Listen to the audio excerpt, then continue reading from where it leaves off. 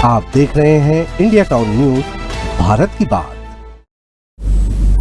नमस्कार, आप देख रहे हैं इंडिया टाउन न्यूज और मैं हूं आपके साथ सुधीर मिश्रा।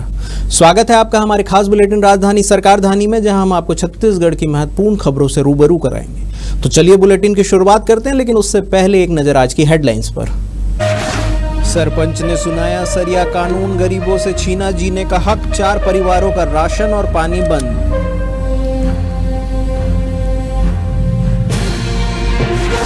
मुख्यमंत्री ने मेगा मेडिकल कैंप का किया निरीक्षण, 100 से अधिक डॉक्टरों ने मरीज को दी सेवा। पूज्य बाबा गुरुदास राम साहेब की जयंती पर कैंप। शासकीय शिक्षक की दबंगई, राशन दुकानदार को दी जान से मारने की धमकी, शिकायत पहुंची एसडीएम और पुलिस तक। भाजपा नेता ने बताया बेमिसाल विकास का सफर, महासमुंद में भाजपा की प्रेस वार्ता, गिनाई मोदी सरकार की उपलब्धियां। बृजमोहन अग्रवाल बोले अब शासन सेवा में बदलाव।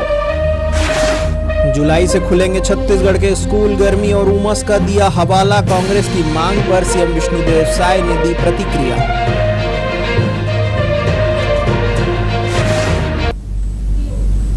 अब खबरें विस्तार से।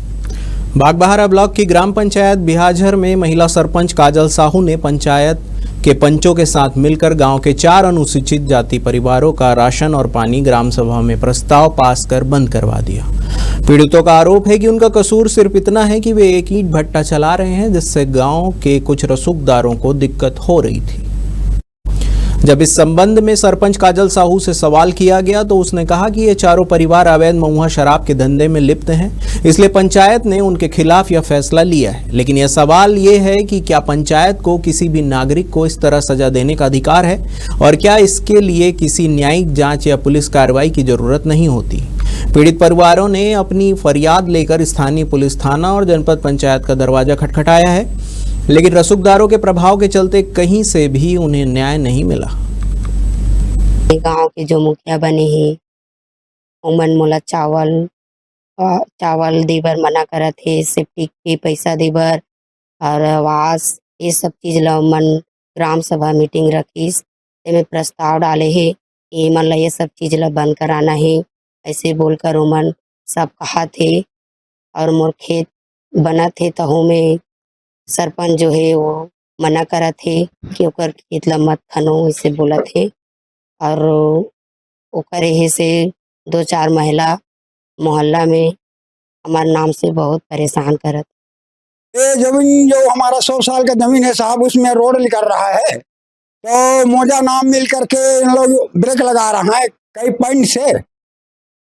अभी कैसे का छोड़ दिया आप, मतलब और राशन कार्ड नहीं मिल रहा है और न लोग जना पानी के लिए तरस रहा है। गांव के सरपंच लोग रोकथाम कर रहा है, मरने दो ऐसे बोल रहा है। दरअसल बात ये है कि ग्राम पंचायत बिहाझर में विगत 12 से 15 वर्ष से अवैध शराब बिक्री हुआ थे, जेमा अभी हमन अभी कदम उठा है कि विगत 4 से 5 बैठक हो चुकी है गाँव में, ओला समझा के थक चुके हैं कि अवैध शराब के बिक्री बंद कर दिए जाए करके। लेकिन वो व्यक्ति मन हाँ गाँव में लिखित रूप में भी दे चुके हैं कि हमन हाँ नहीं बनावन या नहीं बेचन ऐसे ढंग के, लेकिन बंद नहीं करत है। लगातार मन हाँ बनाते छे, हमर का कर ली गाँव के मन हाँ ऐसे करके खुलेआम धमकी देते। गांव के मन हाँ एक गांव की तरफ से एक आवेदन मिली हमन ला कि गांव के कुछ मुखिया मन आवेदन दे रही सब कि हमारे गांव में अवैध शराब बिक्री बंद कराना है इसे करके। तो हमन हाँ एक विशेष ग्राम सभा रखे, जेमा ऐसे तो कुछ है नहीं हो है, लेकिन हमन हाँ विशेष ग्राम सभा में सबके सर्वसहमति से अभी ओकर राशन कार्ड मतलब चावल नहीं मिलना चाहिए, इसे ढंग से कुछ चला है। भाजपा प्रदेश मीडिया प्रभारी अमित चिमनानी के संयोजन में श्री झूलेलाल धाम में आयोजित मेगा मेडिकल कैंप में मुख्यमंत्री विष्णुदेव साय, विधानसभा अध्यक्ष डॉक्टर रमन सिंह और वन मंत्री केदार कश्यप समेत अन्य मंत्री और नेता मौजूद रहे। इस शिविर में हजारों लोगों ने स्वास्थ्य जांच और निःशुल्क चिकित्सा सुविधाओं का लाभ उठाया। यह शिविर पूज्य बाबा गुरुदास राम साहेब जी की जयंती के अवसर पर आयोजित किया गया था। मुख्यमंत्री विष्णुदेव साय ने इस अवसर पर सिंधी समाज की सेवा भावना की प्रशंसा की और संयोजक अमित चिमनानी को उनके प्रयासों के लिए सम्मानित किया। वहीं डॉक्टर रमन सिंह ने बताया कि शिविर में 60 से अधिक लोगों को शुगर और अन्य बीमारियों का पता चला, जिससे वे अब उचित इलाज करवा सकेंगे। इस कार्यक्रम में उपस्थित स्वास्थ्य मंत्री श्याम बिहारी जायसवाल ने कहा है कि छत्तीसगढ़ के हर नागरिक तक बेहतर स्वास्थ्य सुविधाएं पहुंचाना सरकार की प्राथमिकता है और इस शिविर ने इसे संभव बनाने में मदद की।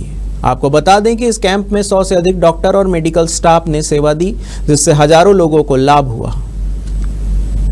आज पूज्य बाबा गुरुदास राम साहेब के 94वें जन्मोत्सव के अवसर पे विशाल स्वास्थ्य शिविर का आयोजन समाज के सिंधी समाज पूज्य सिंधी पंचायत के सभी साथियों ने और विशेष रूप से पूज्य बाबा गरीबदास मंडल के सदस्य, सदानी दरबार के सदस्य और हमारे मीडिया के प्रभारी अमित चिमनानी जी का विशेष प्रयास, महेश जी सेंट्रल सिंधी पंचायत, रड्ढाराम जी, अनामिका जी और आज यहाँ उपस्थित हमारे विधायक साथी सुनील जी, रामू रोहरा जी और यहाँ सैकड़ों की संख्या में अलग अलग रोग के न केवल जांच हुआ बल्कि उसको इलाज के लिए आगे और कुछ इन्वेस्टिगेशन करना है उसके लिए भी रिफ़र किया गया।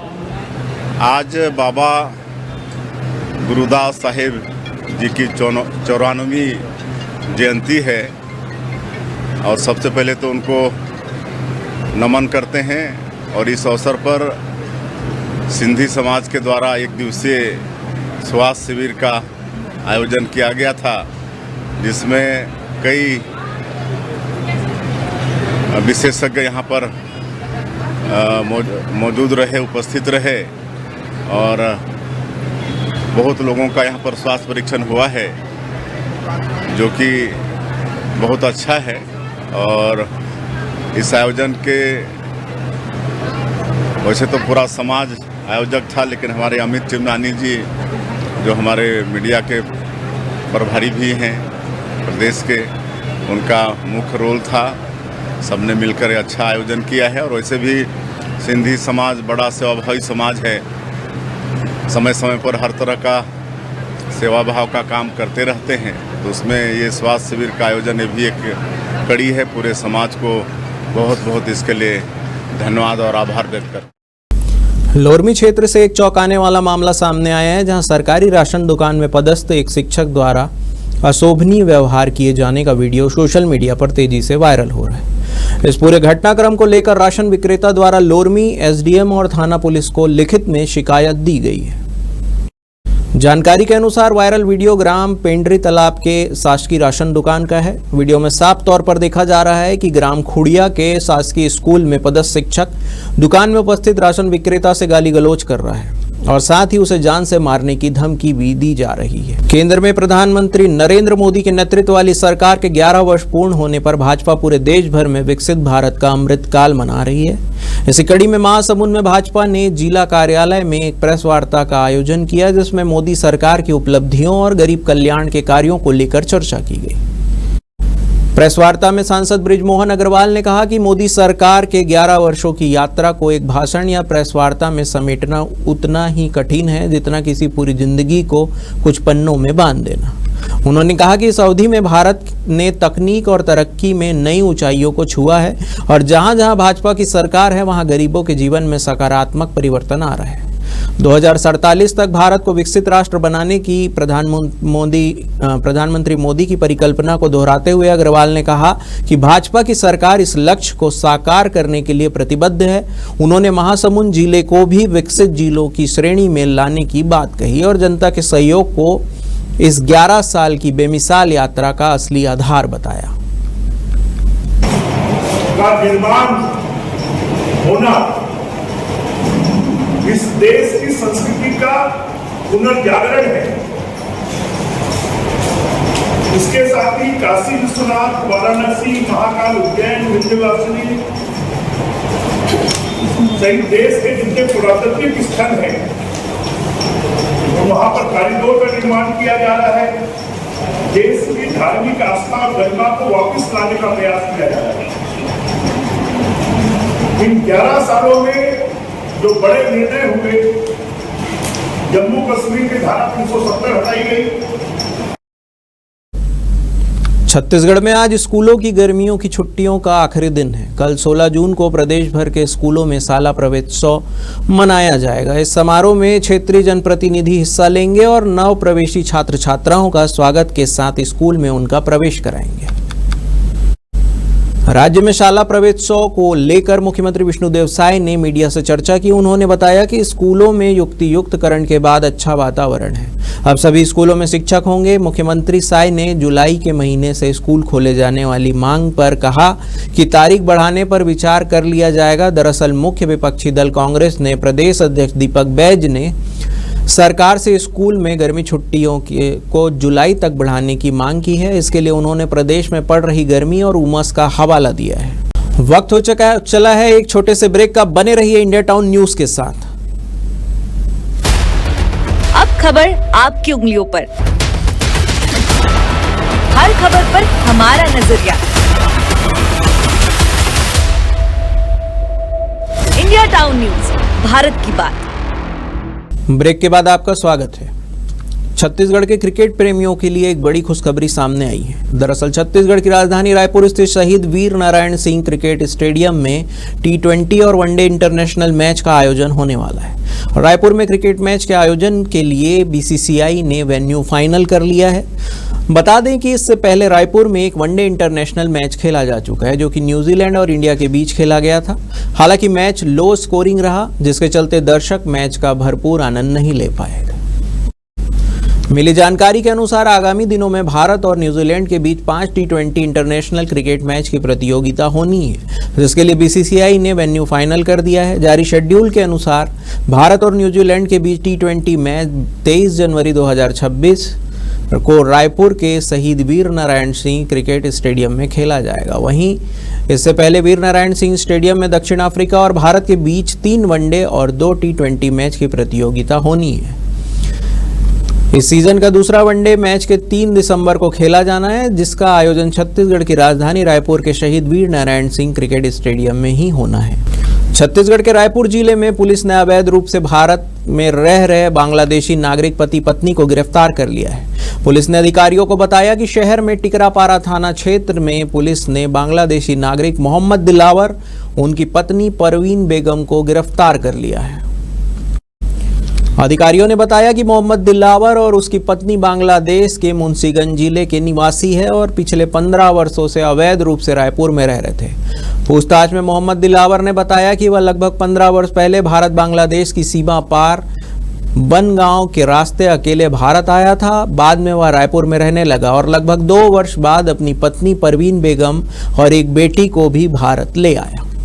कांग्रेस के आतंकवाद को समर्थन दिए जाने से इनकार करते हुए राज्यसभा सांसद राजीव शुक्ला ने कहा है कि पार्टी ने कभी आतंकवाद का समर्थन नहीं किया है।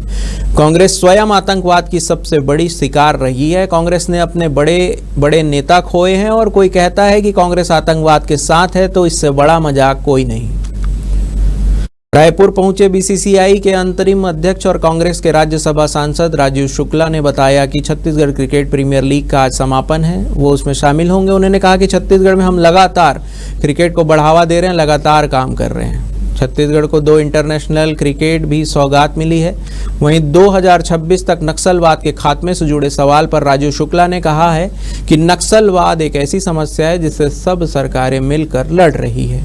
व्यावसायिक परीक्षा मंडल द्वारा सहायक विकास अधिकारी ADO की परीक्षा आयोजित की गई। इसमें शामिल होने वाले अभ्यर्थियों को कोलंबिया कॉलेज रायपुर में बनी अव्यवस्था का सामना करना पड़ा। रविवार को आयोजित इस परीक्षा के लिए बनाए गए केंद्र की गलत लोकेशन और प्रबंधन की लापरवाही के कारण दर्जनों अभ्यर्थियों का समय पर केंद्र तक नहीं पहुंच पाए और उन्हें परीक्षा से वंचित होना पड़ा।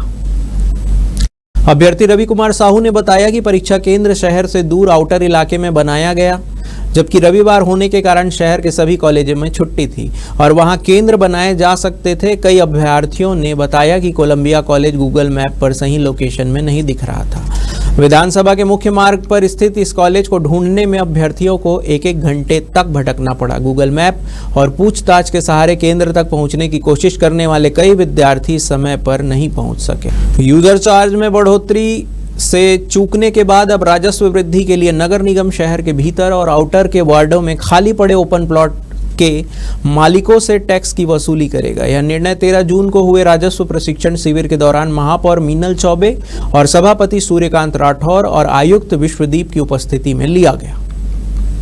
इस शिविर के दौरान महापौर ने भी स्वीकारा कि स्वयंसेवी संस्था निगम की आय बढ़ाने के स्रोत पर अब काम करना होगा।